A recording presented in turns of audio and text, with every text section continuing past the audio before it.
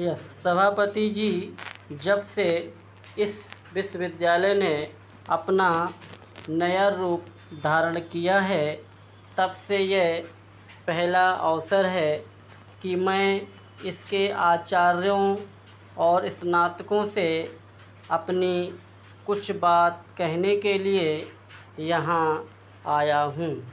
भारत में जिन विश्वविद्यालयों को इस दृष्टि से कि उनकी स्थापना को अभी पूरे 50 वर्ष भी नहीं हुए हैं, नया कहा जा सकता है, उनमें वाराणसी विश्वविद्यालय को छोड़कर संभवतः यही विश्वविद्यालय सबसे पुराना है।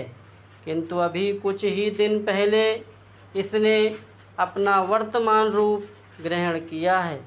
इस दृष्टि से यह इन सब नवीन विश्वविद्यालयों में नवीनतम विश्वविद्यालय माना जा सकता है।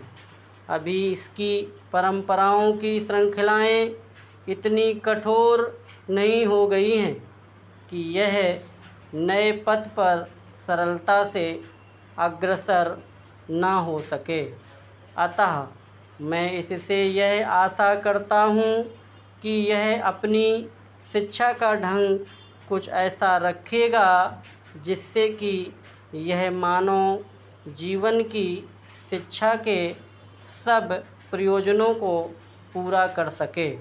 मैं ये कई अवसरों पर और कई स्थानों पर कह चुका हूँ कि हमारी वर्तमान शिक्षा प्रणाली, चाहे वह प्राथमिक विद्यालयों की, माध्यमिक विद्यालयों की अथवा विश्वविद्यालयों की हो, उपरोक्त उद्देश्यों को पूरा करती प्रतीत नहीं होती।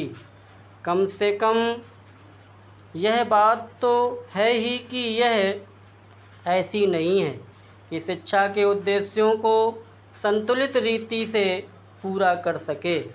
आपकी अनुमति से इस संबंध में मैं आपसे कुछ शब्द कहना चाहता हूँ। मेरा यह मत है कि शिक्षा के 3 उद्देश्य होते हैं, जिनमें से 2 उद्देश्य तो व्यक्ति के अपने निजी जीवन से संबंध रखते हैं और तीसरा व्यक्ति के सामूहिक जीवन से संबंधित है। प्रथमतः शिक्षा का यह प्रयोजन है कि वह व्यक्ति की ईश्वर प्रदत्त सहज विवेक बुद्धि की सामर्थ्य और क्षमता को बढ़ाए। यह ठीक है कि मानव को विवेक बुद्धि जन्म से ही प्रकृति या ईश्वर से मिली हुई होती है, किंतु अपनी नैसर्गिक अवस्था में इसकी सामर्थ्य और क्षमता अत्यंत सीमित होती है। यदि कोई व्यक्ति केवल उसी के सहारे छोड़ दिया जाए तो अपनी देश काल की सीमाओं के कारण वह उससे ना तो अपना ही कोई लाभ उठा सकेगा और ना अपने अन्य भाइयों का कोई भला कर सकेगा।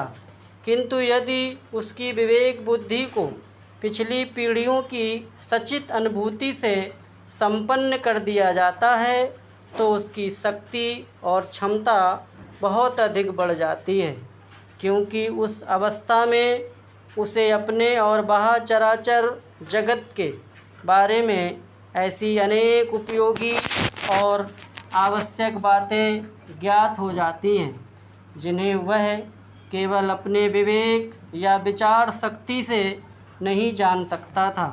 दूसरे शब्दों में इस प्रक्रिया द्वारा उसकी विवेक बुद्धि इतनी सक्षम और सामर्थ्यवान हो जाती है कि उसके सहारे वह अपने को और अपने चारों ओर के जड़ और सजीव जगत को समझने और उसमें रहकर अपने जीवन को ठीक दिशा में चलाने के योग्य हो जाता है।